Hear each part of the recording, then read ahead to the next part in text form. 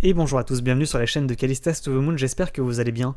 Aujourd'hui nous sommes le 18 août 2021, il est 11h14 à l'heure où je vous parle. Et comme tous les jours on va faire un point sur les marchés crypto-monnaies, à savoir sur le Bitcoin ainsi que sur votre top 8 des altcoins, à savoir Ethereum, BNB, XRP, ADA, VET, Matic, EGLD, Sol. Et en fin de vidéo, comme d'habitude, les crypto-pépites, les cryptos avec le plus fort potentiel explosif. Aujourd'hui je vous ai réservé une vue avec un peu plus de recul sur le Bitcoin pour savoir ce qui risque de se passer tout simplement dans les jours et dans les semaines à venir. On va essayer de prendre un peu de recul et savoir, tout simplement, et pas être dans l'instant présent. On va essayer d'analyser ça en détail avec une vue simplifiée que je vous ai préparée aujourd'hui sur le BTC USD, tout simplement. Je vous rappelle pour tous les nouveaux que vous avez des liens en description, des liens affiliés qui vous permettent d'avoir moins 10% sur vos frais d'achat et de vente de crypto-monnaies. Ce sont ces deux liens sur Bybit et Binance qui sont mes deux partenaires. Et en cliquant sur ces liens et en vous inscrivant, vous avez moins 10% sur vos frais d'achat et de vente de crypto-monnaies et vos frais de trading, tout simplement. On débute du coup la vidéo avec l'avertissement. Je vous rappelle que ce contenu est donné à titre indicatif et ne constitue pas un conseil en investissement, ni une incitation à acheter ou à vendre des cryptoactifs, que ce type d'investissement peut vous exposer à des risques financiers, des risques de perte supérieurs à vos dépôts et que je ne serai en rien responsable en cas d'information erronée, incomplète, en cas de perte financière ou de manque à gagner financier. Voilà, c'est toujours important de le répéter et de le redire. Aujourd'hui, quand même, je tiens également à vous rappeler que si le Bitcoin crache, les altcoins cracheront également. Donc c'est la raison pour laquelle on prend du temps sur la chaîne tous les jours pour analyser le Bitcoin en détail. Puis je vous rappelle qu'on fait du trading crypto-monnaie en direct sur Twitch, pratiquement tous les soirs à partir de 20h. Donc n'hésitez pas à nous rejoindre, c'est ce qu'on a fait hier soir. On a fait bien entendu un petit profit en direct, ça fait extrêmement plaisir. On a shorté le Bitcoin. Voilà, on était plus de 480, merci. Déplacer du coup le stop. Merci à tous ceux qui nous ont rejoints tout simplement. Plus de profit, ça fait extrêmement plaisir. 57. Donc je vous ai mis la vidéo en temps fort. La vidéo d'hier, on a short tout simplement le Bitcoin sur la cassure, je vous le rappelle, du double top que l'on voyait en vue 1 heure. Et aujourd'hui, on va voir ce qui risque de se passer tout simplement. Avec ce fameux Bitcoin, qu'est-ce que l'on a? Donc, on va prendre un peu de hauteur. Comme promis, je vous fais une analyse avec un peu plus de recul. Je vous rappelle que quand même ce qui avait entraîné le crash du Bitcoin le 12 mai, c'était cet incroyable biseau ascendant que l'on voyait. Ce biseau comme ça. Et à la cassure de ce biseau, là c'était le signal de vente et ça a drop directement aux enfers tout simplement. Bien, aussi on était également dans une sorte de range et que la cassure de ce range en fait on avait un double signal. Cassure du biseau, cassure du ban range et là ça a drop. Voilà, c'était juste pour donner un petit peu le contexte et ne pas essayer de se souvenir ce qui s'est passé par le passé. Depuis le 20 mai, nous sommes rentrés finalement dans un range, vous le voyez ici sur le Bitcoin. La cassure de ce range à la hausse était un signal d'achat. Donc là, on a cassé à la hausse, signal d'achat, on a pump. Voilà. Et ensuite, on est rentré, vous le voyez, en vue jour, je vous en ai parlé lors des dernières vidéos, dans une sorte de canal ascendant. C'est ce qui prédomine en vue jour depuis maintenant le 21 juillet sur le Bitcoin. Ce canal ascendant, vous le voyez, il est ici. Et tant qu'on ne le casse pas, on est tout simplement haussier. Un canal ascendant, c'est haussier, tant qu'on ne casse pas le canal, tout simplement. Dans ce même canal ascendant, on avait une sorte de biseau en vue que l'on voyait en vue jour, mais que l'on voit également en vue 4 heures. Hier, je vous ai dit que la cassure de ce biseau, avant-hier plutôt, je vous ai dit que la cassure de ce biseau ici des niveaux à 46 000 $ serait un signal de vente.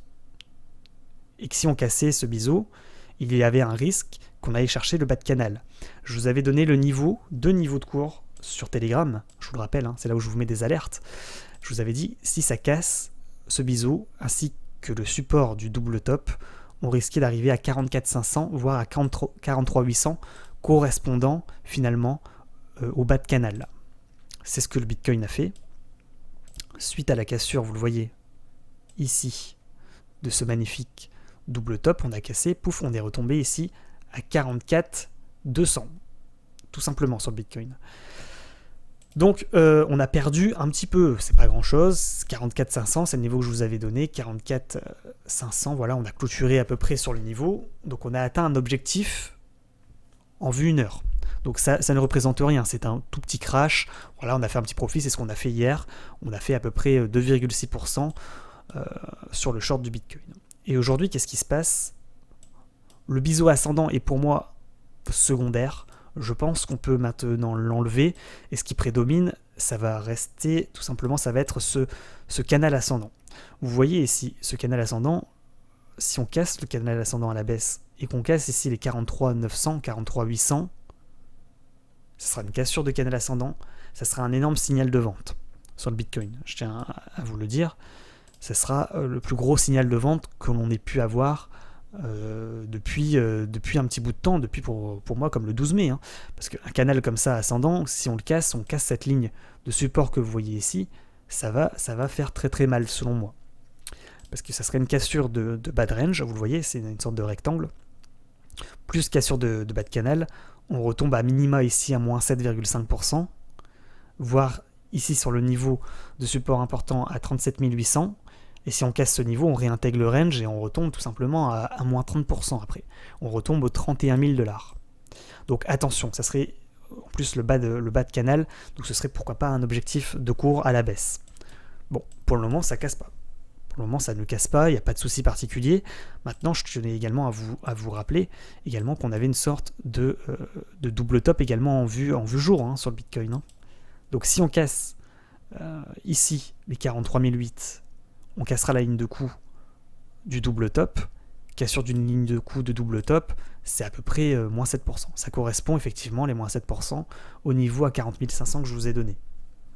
Donc c'est pour ça que je vous ai tracé ces lignes sur le côté qui sont pour moi les lignes les plus importantes à suivre. À quoi correspond chaque ligne? Ici c'est le gros range. La ligne en pointillé correspond au milieu de range. Si on casse le haut de range, on retombe au milieu de range. Si on casse le milieu de range, on retombe au bas de range. Donc ce sont les trois niveaux importants. Si on devait ensuite, s'il devait y avoir un crash, ce seraient les trois niveaux importants. Deuxièmement, ici on est dans une sorte de range également.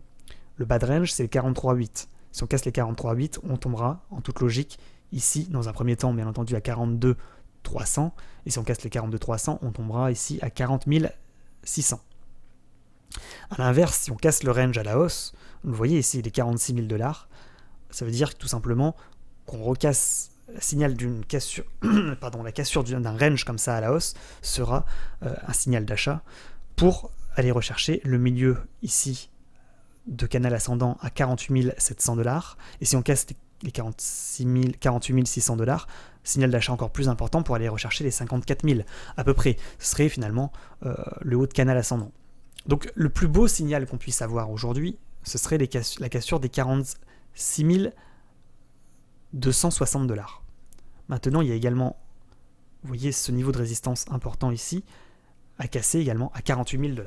Voilà, pour moi les 48 000 $, bon, on risque d'avoir un niveau de résistance aussi un peu au-dessus à 48 600, donc attention. Mais si on casse déjà les 48 000 $ de manière confirmée aujourd'hui, là pour moi, ce serait un beau signal d'achat.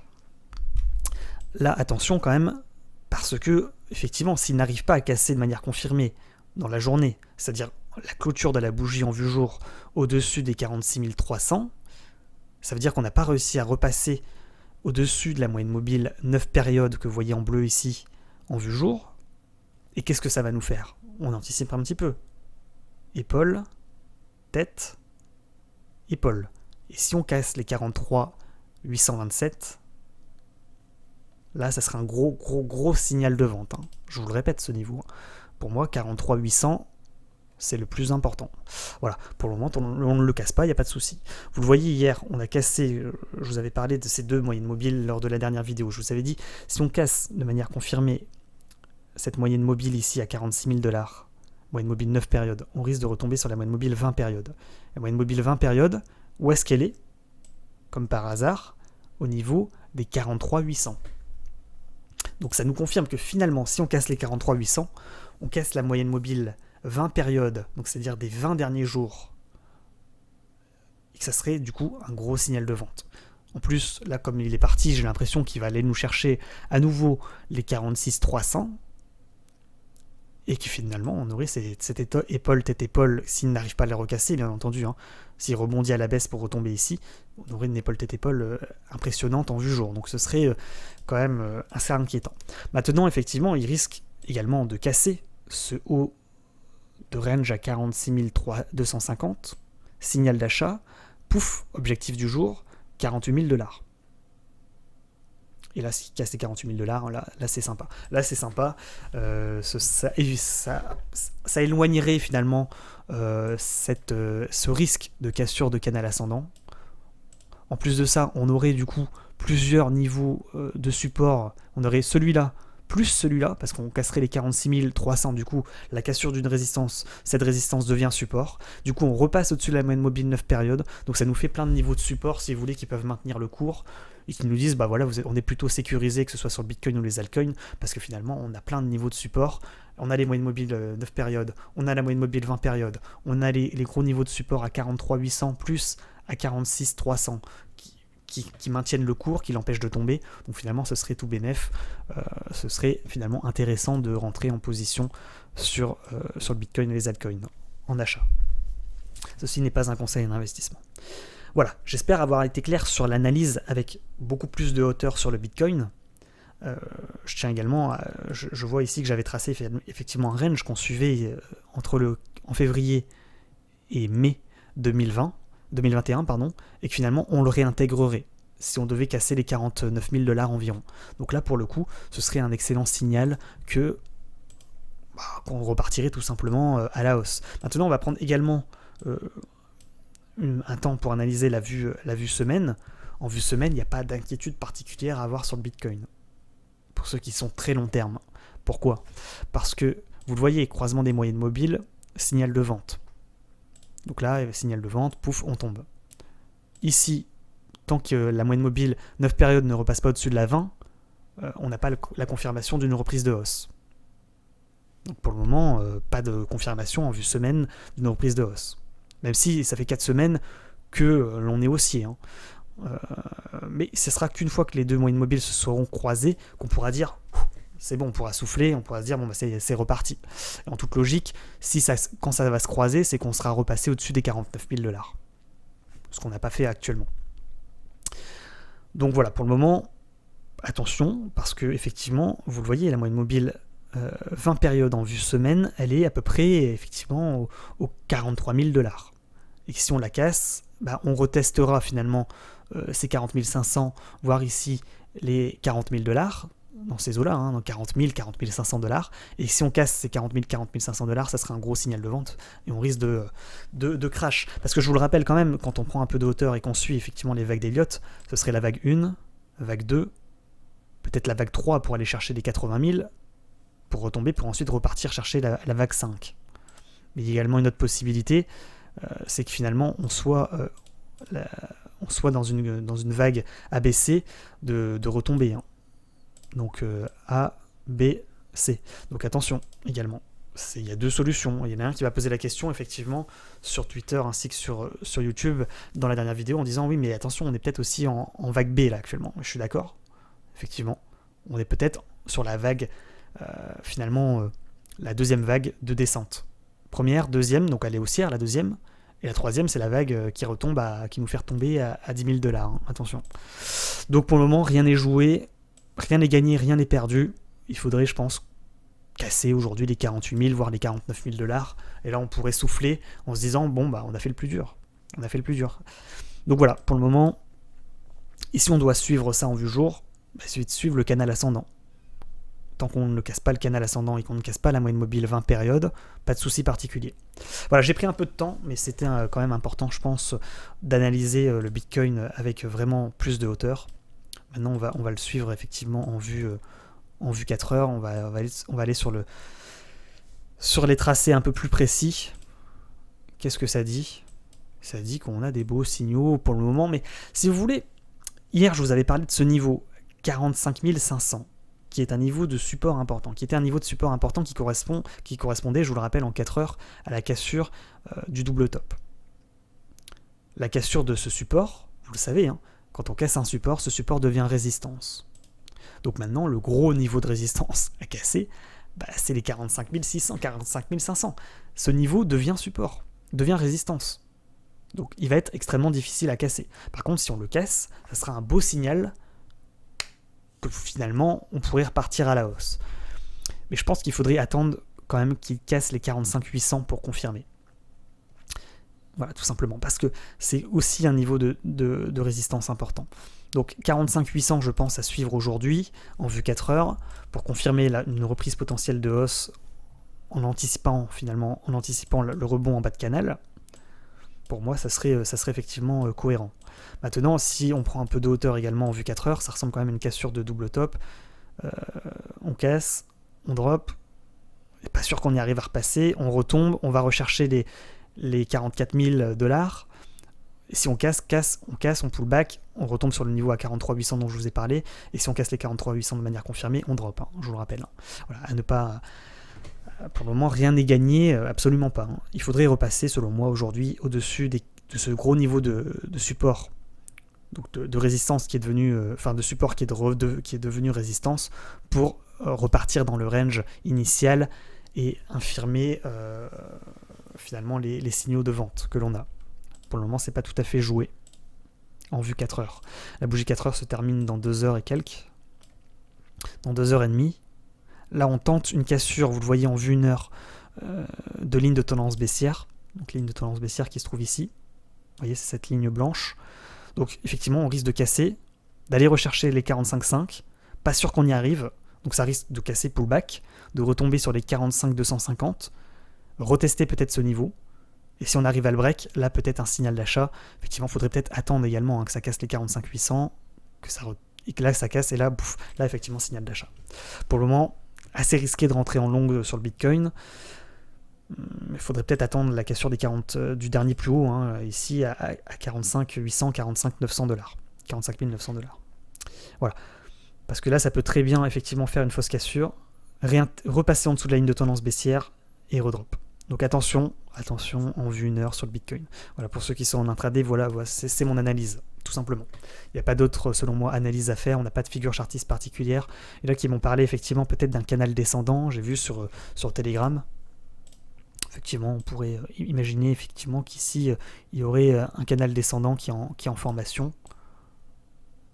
Pourquoi pas se dire effectivement qu'on est dans une sorte de canal descendant actuellement, et que du coup, si on casse ce canal descendant à la hausse, signal d'achat. Il faudrait casser également le dernier plus haut, donc comme je vous ai dit, à 45 600, pour rentrer en position et aller chercher finalement le haut de range, enfin le milieu de range dans un premier temps à 46 800, voire tout en haut le milieu de range, donc 46 800 pardon, et si on casse les 46 800, aller chercher le haut de range à 47 800, tout simplement. Donc là ça tente effectivement. Est-ce que pour autant il faut rentrer en position? Moi je serais plutôt prudent sur cette reprise de hausse. C'est de l'analyse en vue 1 heure. Puis vous le voyez, hein, il y a peut-être un croisement des moyennes mobiles en vue 1 heure. Donc finalement, s'il y a croisement et qu'on casse le dernier plus haut, signal d'achat, on risque de pump sur le Bitcoin. Donc c'est plutôt positif. Ça serait plutôt positif du coup pour les altcoins si ça devait arriver. Maintenant, si on n'arrive pas à repasser, à casser le canal descendant à la hausse et qu'on retombe finalement en dessous de la moyenne mobile 9 et 20 périodes ici à 45 000 $, là, signal de vente. Hein. On retomberait finalement au milieu de canal, voire en bas de canal. Attention, du coup, sur le Bitcoin. Rien n'est joué, rien n'est perdu. Voilà, je vous ai fait des analyses en vue semaine, en vue jour, en vue 4 heures, en vue 1 heure. Bien entendu, ça dépend après de votre temporalité de trading. Voilà, j'ai fait toutes les analyses dans toutes les unités de temps. J'espère que ça vous a plu. N'hésitez pas à lâcher, bien entendu, un petit like. On passe maintenant sur votre top 8 des altcoins. On aura mis 15 minutes à analyser le Bitcoin, mais au moins on l'a fait totalement. Voilà. L'Ethereum. Je vous avais parlé effectivement lors de la vidéo d'il y a 2 jours que si on cassait les 3260 $, allez voir la vidéo, signal de vente, on risquait de retomber effectivement sur la moyenne mobile 20 périodes, enfin sur le bas de canal, et que si on cassait le bas de canal, signal de vente, on risquait de retomber sur la moyenne mobile 20 périodes. Vous la voyez, elle est à 2940 $ à l'heure où je vous parle. Donc l'Ethereum a perdu 10% en 3 jours. Donc là, la question, c'est ce qu'il faut vendre ou pas? Ou est-ce que ça va repartir ou pas? C'est la seule question, je suppose, que des gens se posent. Pour être tout à fait franc, j'ai envie de vous dire que tant qu'on ne casse pas, pour les longs termes, hein, les long-termistes, les 2950 $, correspondant à la moyenne mobile 20 périodes, tout va bien. Mais c'est un peu comme pour le Bitcoin. Le Bitcoin, hier, il a crash de 4%, 3-4%. L'Ethereum, il a perdu 10%, c'est logique. Hein, je vous le rappelle. Hein. Donc si on casse pour moi les 2950, attention, ça serait du coup un gros signal de vente sur Ethereum. On risque de retomber sur le niveau de résistance que vous voyez sur le côté. Bon, après c'est un peu le bordel, il y en a beaucoup trop, il faudrait que je fasse le tri. Mais voilà, vous êtes au courant. Maintenant, si on devait être positif,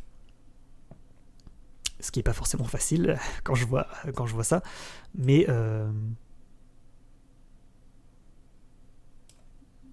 ouais. Ouais, c'est pas forcément très bon, mais effectivement, hein, si on casse cette ligne de tendance baissière ici, peut-être un signal d'achat en vue journée, là en vue 4 heures.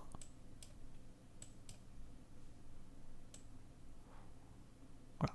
Moi je pense qu'effectivement, il faut le suivre maintenant en vue 1 heure, hein, l'Ethereum, et qu'il faudrait qu'il casse cette ligne de tendance baissière, qu'il confirme en cassant le dernier plus haut ici à 3080$, et s'il casse les 3080$ de manière confirmée avec une belle bougie haussière et qu'il ne repasse pas en dessous de ce niveau, ça serait un signal d'achat pour aller rechercher finalement les niveaux de résistance que l'on a au-dessus et que vous avez également sur le côté de l'écran, à savoir les 3120$, les 3140, 3160, 3240, puis après les niveaux que vous avez un peu au-dessus. Tout simplement sur Ethereum, bon,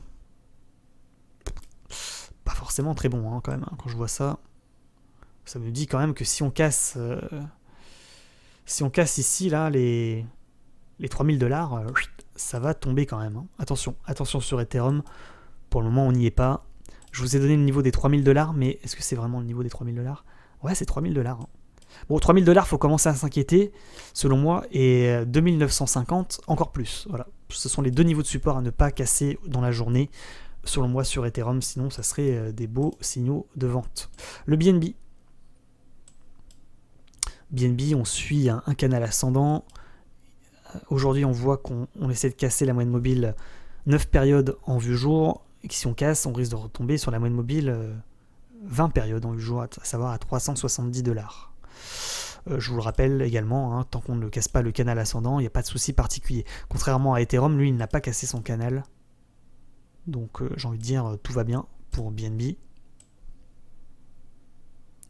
Là, on a quand même cassé le milieu de canal, ce qui n'est pas forcément très encourageant. On voit que ça a cassé, que ça a pullback, et que si effectivement on n'arrive pas à repasser au-dessus du milieu de canal, on risque de retomber en bas de canal, à 380$. Voilà pour ce qui est du BNB. Quand même en vue 4 heures, on a plutôt des signaux de vente. On voit qu'on a cassé les moyennes mobiles. 9 et 20 périodes en vue 4 heures, qu'il y a un croisement, alors qu'on n'avait pas croisé depuis le 10 août. On est le 18 août, hein, je vous rappelle. En vue jour, il n'y a pas de souci particulier par contre. Donc niveau à surveiller dans la journée, les 394$, toujours ce niveau hein, que je vous avais donné plusieurs fois. Si on le casse, on risque de retomber effectivement sur le niveau de support daily à 380$, 379$. Et je pense que si on casse ces 379$, ça serait un beau signal de vente sur BNB. Voilà, tout simplement. Ça correspondra à une cassure de canal ascendant. Donc attention si ça devait arriver. 379$ à ne surtout pas casser dans la journée. Maintenant, vous le voyez ici, on avait une sorte de double top, cassure de ligne de coup, il a été chercher l'objectif. De toute façon, je pense qu'il suit globalement... le Bitcoin a perdu 5%, logiquement, à peu près 5%. Ouais. Bon. Pour le moment, ça va. En vue jour, il faudrait qu'il casse quel niveau là? Il faudrait qu'il repasse au-dessus des 410$ BNB pour redonner des signaux de vie, des signaux positifs d'achat. XRP.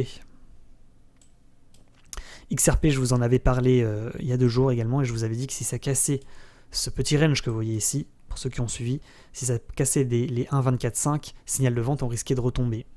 C'est ce que ça a fait. XRP, il a perdu, en 2 jours, il a perdu 16% au plus bas. Et aujourd'hui, il est remonté de 4%, il est à moins 11% par rapport à l'analyse que je vous avais faite il y a 2 jours. Pour XRP en vue jour, on est également, vous le voyez, sur la moyenne mobile 9 périodes, qui est en bleu ici. On est en train d'essayer de rebondir. C'est un peu pareil que sur tous les altcoins et tout suite Bitcoin de manière générale. Donc effectivement, XRP, lui c'est pareil. S'il casse aujourd'hui les 1.09, il risque de retomber à 1.01, 0,966. Et ensuite sur la moyenne mobile 20 périodes ici à 0,91. Pour le moment, est-ce qu'on a un signal d'achat sur XRP? Pourquoi pas? Pourquoi pas? Ah, c'est emmerdant quand même. Hein. J'ai pas encore un deuxième point bas. On peut peut-être l'anticiper en vue 4 heures, ce qui n'est pas forcément très recommandé. Mais on va quand même le faire. Parce qu'on est joueur. À quand même en 4 heures, ça craint. Vous voyez, croisement des moyennes mobiles 4 heures, 9 et 20 périodes, on tombe, donc signal de vente, ça correspondait à la cassure du bad range dont je vous avais parlé. On retombe sur les niveaux de support que je vous avais donnés. Je pense qu'il faut suivre cette ligne. Ça nous fait une sorte de triangle là. Et tant qu'on n'aura pas cassé finalement cette ligne jaune que vous voyez ici, on n'aura pas de signal d'achat sur XRP. C'est tentant d'anticiper ici le rebond sur la ligne de tendance, mais j'aurais tendance à me méfier. Sans mauvais jeu de mots. Parce que là, on casse une ligne de tendance haussière, on casse, on tente un pullback. Si on repasse pas au-dessus ici des 1.177, ça va faire comme le shitcoin, hein, ça va crash. Donc attention, il faut qu'on repasse au-dessus selon moi des 1.78 pour peut-être redonner des signaux positifs d'achat. Pour le moment, vous voyez, XRP, il n'est pas en très bonne posture. En vue heure, mais en vue 4 heures également, de toute façon. Bon, il a déjà bien perdu, hein, 15%. Vous avez le niveau de support, il est là, 1.0,88. 1.088 à ne pas casser aujourd'hui, sinon on risque de retomber plus bas. Sur les niveaux de support suivants, putain, en vue semaine, ça... Ouais. Bon, aujourd'hui, il ne faut pas casser les 1,09, selon moi. Ça correspond à une clôture de... Ça correspond à un support en vue jour, ça correspond à la moyenne mobile 9 périodes, sinon on risque de retomber sur les niveaux que je vous ai donnés juste avant. Pour moi, j'ai pas de signaux d'achat sur XRP. Maintenant, effectivement, peut-être qu'il nous tente un rebond sur la moyenne mobile 9 périodes. Hein, effectivement, ça pourrait être un signal d'achat, de se dire on rebondit sur la moyenne mobile 9 périodes et on repart à la hausse, tout simplement sur XRP. Mais j'aurais tendance à dire quand même qu'il faudrait peut-être attendre que ça repasse aujourd'hui au-dessus. Ici, vous le voyez. Voilà, on va sécuriser des 1.20. Voilà. Il faudrait que ça repasse au-dessus des 1.20 pour qu'on ait un vrai signal d'achat sur XRP. Pour le moment, je ne l'ai pas. Pour le moment, c'est une cassure de ligne de tendance baissière, c'est une sorte de pullback. On galère à repasser au-dessus des moyennes mobiles 9 et 20 périodes en vue 4 heures. Et si on n'y arrive pas, on va retomber sur XRP. Le ADA. ADA, c'est pareil. De toute façon, tout suit le Bitcoin. ADA Cardano. Déjà 11h40, c'est pas grave, hein, ça prend du temps, mais c'est comme ça. On était tellement haussier sur ADA Cardano que là on corrige un petit peu. On a perdu ces 3 derniers jours. Je vous avais dit le niveau ici à 2.14 à ne pas casser, je vous rappelle. Hein, il a perdu 11%. Donc là, ça, voilà, pareil. Là, il tente un rebond sur la moyenne mobile 9 périodes en vue jour. Tout va bien, j'ai envie de dire, pour le moment. Et j'ai envie de vous dire que tant qu'il ne casse pas ici, il est à 1.926. Il n'y a pas de signal de vente, mais que si on casse les 1.926, attention, on risque de tomber sur la moyenne mobile 20 périodes ici à 1.65. Donc il y a également un crash potentiel de moins 14% encore sur ADA Cardano.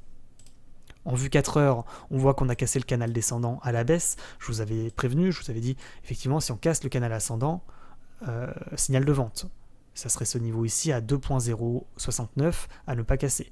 2.069, pouf, il drop. Il rebondit heureusement sur la moyenne mobile 9 périodes en vue jour. Donc pour le moment, étant un rebond, maintenant on a un croisement des moyennes mobiles, signal de vente. Ça ressemble également à une cassure de canal ascendant, pullback. Et si on ne repasse pas au-dessus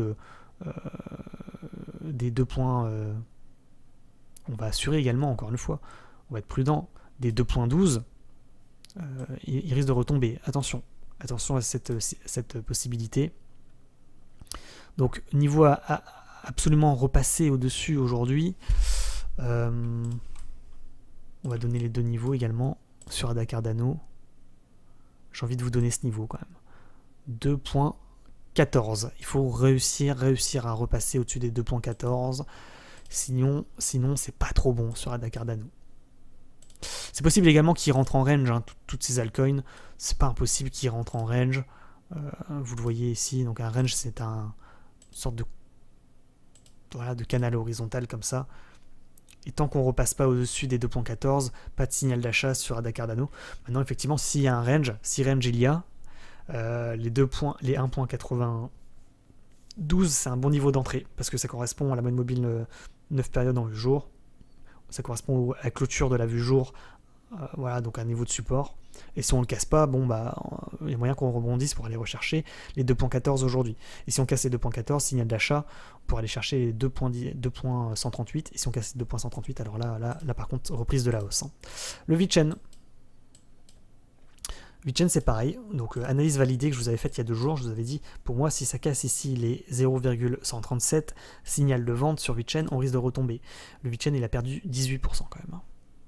Là, on tente un rebond. Vous voyez, on a réintégré le canal ascendant qu'on suivait maintenant depuis le 21 juillet. Lui, ça va, il n'a pas cassé son canal ascendant chez moi. Là, on tente par contre cassure de milieu de canal. On rebondit, on pull back pour peut-être mieux retomber et rechercher aujourd'hui le bas de canal. Donc attention sur le VeChain. On a également un croisement des moyennes mobiles 9 et 20 périodes, donc plutôt des signaux de vente.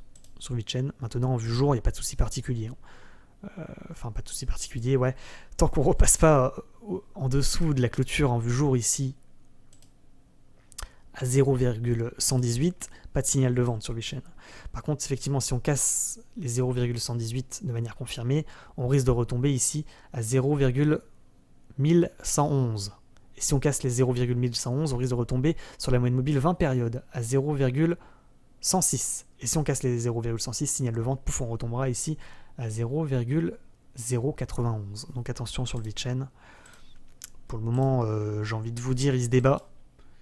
Il essaie de se battre avec les moyens du bord pour essayer de rebondir, pour repartir à la hausse, tout simplement. Bon, il avait fait une épaule tête-épaule, là je remarque. Donc on avait quand même les signaux en vue 4 heures. Dommage, j'ai pas pu vous faire une vidéo hier, mais épaule, tête-épaule, cassure de ligne de coup, on drop. Hein. Donc là, ça va, il a droppé, il a perdu 15%, 17%, pardon, il essaie de remonter. Par contre, si on repasse pas au-dessus de la ligne de coup ici à 0,1254, c'est pas bon. Voilà, il faut absolument repasser au-dessus de ce niveau et confirmer en cassant les 0,13, qui correspond à un niveau de résistance daily, donc à un niveau de résistance en vue jour. Donc 0,13, ça serait un excellent signal d'une reprise de hausse sur le VeChain. Maintenant, effectivement, il faudrait déjà repasser aujourd'hui au-dessus des 0,125, qui correspond au niveau de résistance important, correspondant à la moyenne mobile 9 périodes en vue 4 heures, ainsi qu'à la ligne de coup de l'épaule tête-épaule en vue 4 heures. Voilà, donc pour le moment, vous voyez, ça tente de repartir chercher ce niveau de ligne de coup à 0,125 sur le VeChain. Le Matic, en vue jour, en vue jour, on avait parlé de ce fameux canal ascendant, que si effectivement on cassait le canal à hausse, ça pouvait être incroyable, mais que si on ne cassait pas, il y avait une chance que ça rebondisse et que ça aille rechercher le milieu de canal, voire le bas de canal. Donc plutôt un rebond baissier ici à moins 11%, suite à l'analyse d'il y a 2 jours. Là, on tente de repasser au-dessus de la moyenne mobile 9 périodes, et j'ai envie de vous dire, tant qu'on ne repasse pas au-dessus des 1.41 sur Matic, on est baissier. En vue 4 heures, hein, parce qu'en vue jour on est haussier, il n'y a pas de souci. Hein. Maintenant, si on ne repasse pas au-dessus des 1.41 et du coup et du milieu de canal que vous voyez en pointillé, pas de signal d'achat. Et si on rebondit de manière confirmée à 1.41 et qu'on n'arrive pas à casser ce niveau, on risque de retomber effectivement en bas de canal ici à 1.2778, correspondant à la moyenne mobile 20 périodes, tout simplement en vue jour. Donc pour le moment, plutôt des signaux de vente également sur Matic. On tente une remontada pour aller rechercher le niveau que je vous ai donné à 1.41, et si on n'arrive pas à le break, on risque de retomber ici en bas de canal sur la moyenne mobile 20 périodes en vue jour, et si on la casse, je vous le rappelle, hein, cassure de canal ascendant, signal de vente, pouf, on retombe. Donc pour le moment, moi j'ai pas de signaux d'achat tant qu'on ne repasse pas au-dessus des moyennes mobiles, et plus, on va dire, si on devait être un peu plus sécurisé, des 1.44. Voilà, si on devait résumer, 1.44 à casser pour repartir à la hausse, et surtout ne pas casser les 1.32, enfin déjà les 1.32, sinon on risque de retomber sur la moyenne mobile 20 périodes en vue jour. Tout simplement. Et puis si on casse le canal ascendant, je vous le rappelle, signal de vente. EGLD. EGLD, on avait parlé de ce fameux... C'est incroyable le EGLD. Hein.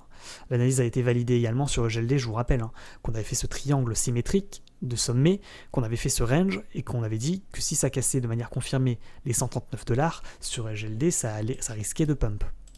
Parce que ça, c'était un fanion, et qu'un fanion, quand ça break, ça explose. Donc là, il a pris 13% suite à l'analyse que je vous avais fait il y a 2 jours, hein, le GLD. Donc bravo à ceux qui ont fait ce trade. C'était pas forcément très risqué. Il y avait gros à prendre. Bravo à ceux qui l'ont tenté. Maintenant, aujourd'hui, vous voyez, ça a corrigé tout de suite. Une fois qu'on a été chercher l'objectif du fanion, il faut savoir sortir et prendre ses profits. Les arbres ne montent pas au ciel, bien entendu. Qu'est-ce qu'il nous fait? On voit tout simplement que suite à la cassure du haut de range, il a pump, il est revenu, il a pullback de manière parfaite sur le niveau de support ici à 139$. C'était exactement le niveau que je vous ai donné qui correspondait au signal d'achat. Vous voyez, il a cassé, il a pullback. Et là, il tente de repartir, EGLD. En vue jour, c'est net. Il tente de repartir. Maintenant, j'ai envie de vous dire, EGLD, on n'a plus de problème, c'est qu'on n'a plus de figure chartiste. Et j'ai envie de résumer en disant que si on casse de manière confirmée ici le bas de range ici à 134$, ça serait le signal de vente sur EGLD. Maintenant, en vue 1 heure, moi j'ai rien du tout. J'ai pas de figure particulière. Peut-être une sorte de triangle en formation qui n'est pas du tout validé pour le moment. Là, on s'est fait une frayeur. Pour ceux qui étaient dans le GLD hier, ils ont dû paniquer un petit peu. Bon. Il faudrait, je pense, casser de manière confirmée aujourd'hui. Les 151, peut-être ce serait un bon signal d'achat, mais sans grande conviction. Malheureusement, on n'a pas de figure particulière. Là, on est un peu sur le gambling. Bon, peut-être un canal ascendant sur le GLD en formation. Une sorte de canal un peu comme ça. Et là, finalement, on serait au milieu de canal. Ce qui n'est pas déconnant. Ce qui serait pas déconnant de voir les choses de cette manière. Donc du coup, ça confirme qu'effectivement, si on casse les 150$, voir ici, ouais, les 150$, on risque d'aller rechercher encore un nouveau plus haut, le haut de canal à 164$. GLD. Par contre, si on ne casse pas et qu'on rebondit, on risque de retomber à nouveau à 139. Et si on casse les 139, signal de vente, pouf, on risque de retomber beaucoup plus bas. Donc voilà, pour ce qui est de mon analyse sur GLD. Le Solana. Qui navigue dans l'espace, dans l'espace solaire, Solana, depuis quelques jours. On pourrait anticiper effectivement une sorte de canal ascendant comme ça. Pourquoi pas sur Solana, imaginer un canal ascendant. Tout simplement. Ouais, ce serait pas déconnant. Bon, c'est pas encore tout à fait validé parce qu'on n'a pas de deuxième point haut. Par contre, on a bien deux points bas. Donc si finalement, la droite qui est valide, c'est celle-là. Et elle correspond à quoi, vous le voyez? À cette ligne-là, qui correspond à la moyenne mobile 20 périodes. Donc effectivement, pas de signaux de vente sur Solana. Incroyable, Solana, lui, il s'en fout du Bitcoin. Bon, il s'en fout plus ou moins. Mais en tous les cas, lui, il part. Il part. Bon, on est en moyenne. Si le canal existe, effectivement, on est en milieu de canal, il y a un risque de rebond pour aller rechercher les 64,2. Donc 64,2, bon niveau d'achat. On serait sur la moyenne mobile 20 périodes. Pouf, on achèterait en bas pour essayer de revendre en haut de canal, en milieu ou en haut de canal.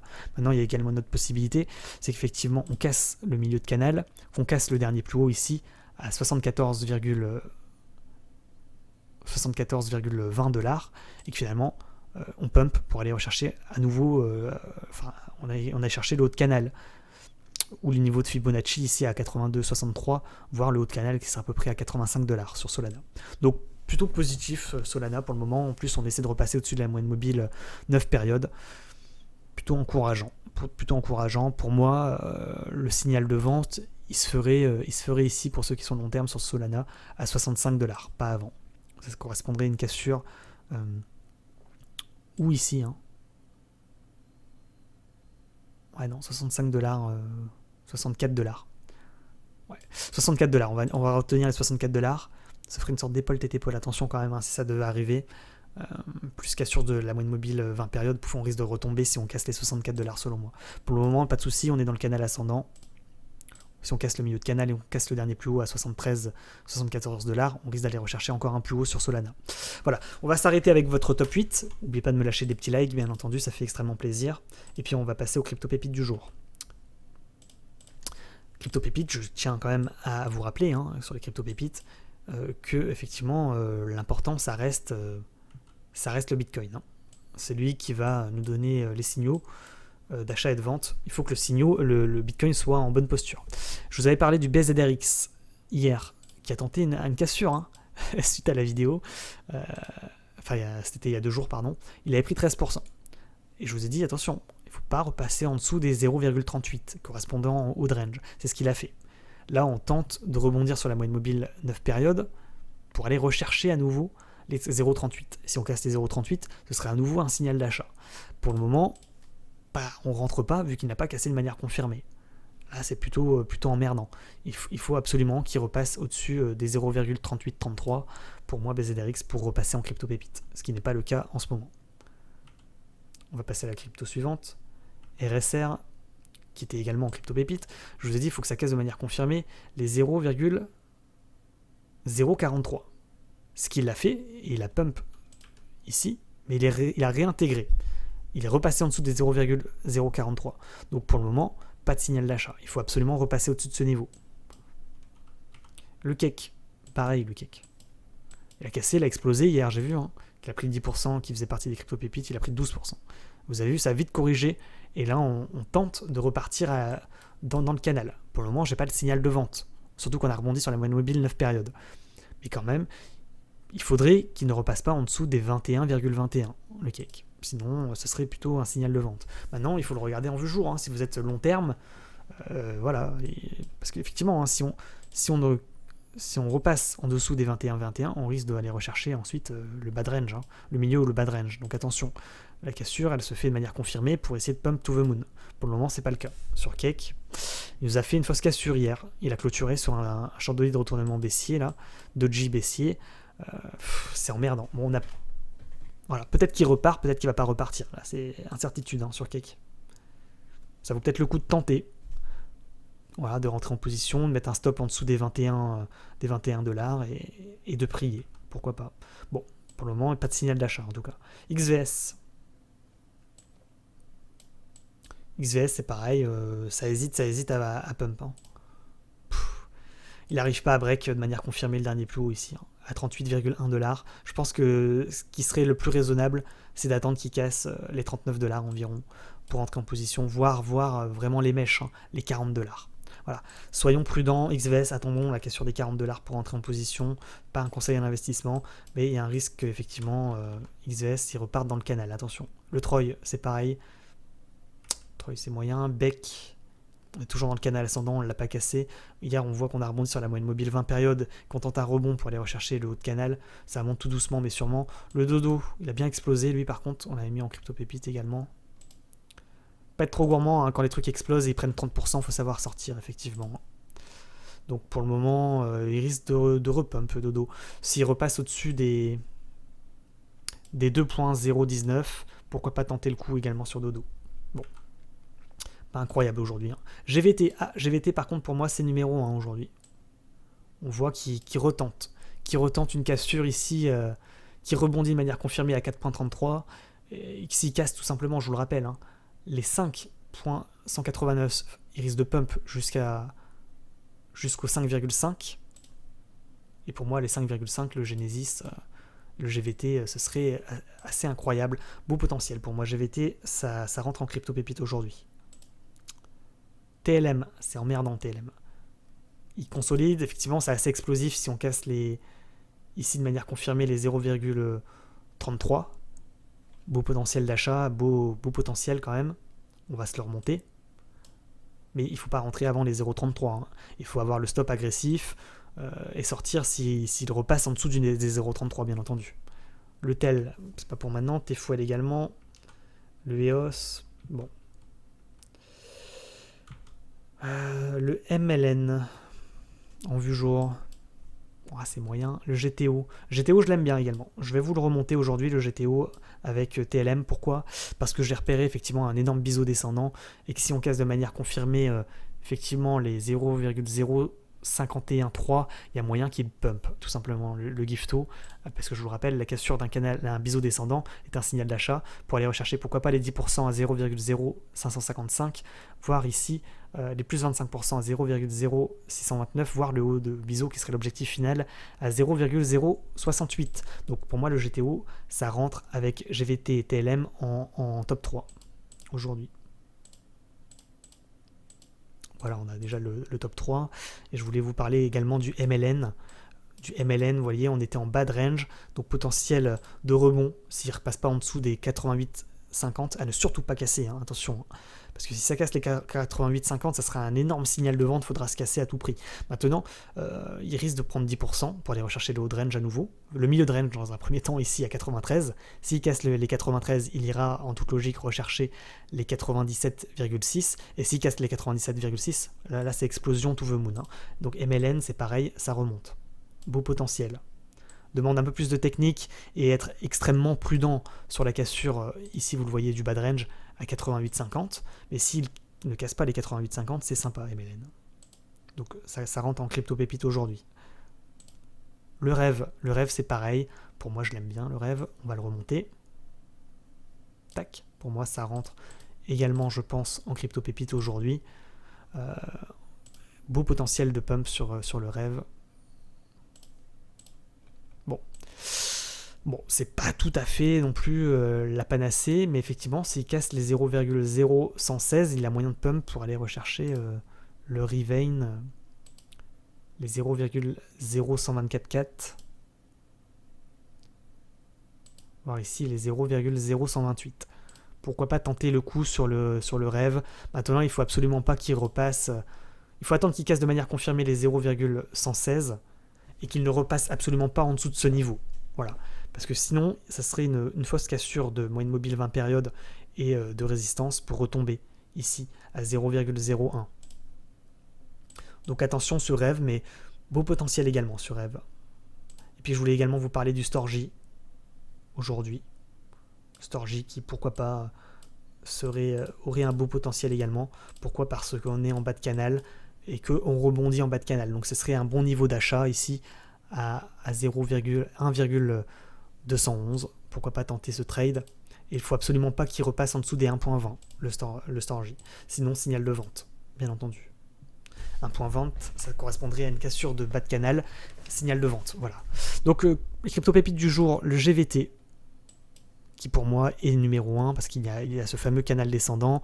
Là, je vois qu'on a rebondi de manière confirmée à 4.30, donc excellent signal d'achat, enfin, excellent niveau d'achat. Maintenant, malheureusement, à l'heure où je vous parle, il faudrait qu'il casse de manière confirmée les 4,62 pour pump et aller chercher le haut de biseau. Maintenant, vous le voyez, hein, ça fait des mèches.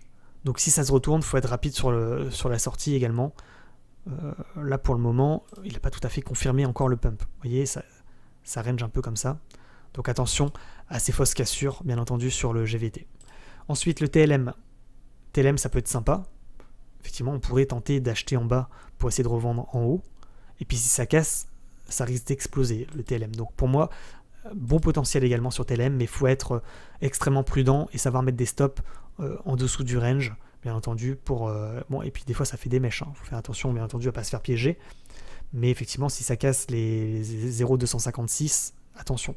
Donc il faut être plutôt aguerri pour faire ce trade sur TLM. Le GTO. GTO, pour moi, c'est peut-être numéro 1 devant GVT. Voilà, je vous ai donné le niveau. Le niveau, c'est ici les 0,050 selon moi sur GTO. Donc GTO numéro 1, peut-être le MLN également, qui est sympa. En vue 4 heures, bon.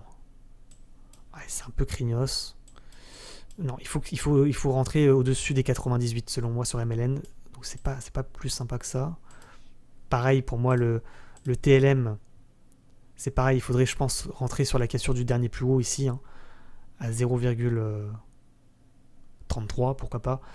Pour le moment, c'est pas là, il faudrait pas selon moi rentrer. Le rêve c'est sympa également. Beau potentiel. Et Storj également. Storj c'est sympa également. Donc pour moi, le numéro 1, seul crypto pépite du jour pour le moment, c'est GTO. Voilà. Par contre, GTO, il faut casser de manière confirmée 0,050 et ne surtout pas repasser en dessous de ce niveau. Sinon, ce serait un signal de vente.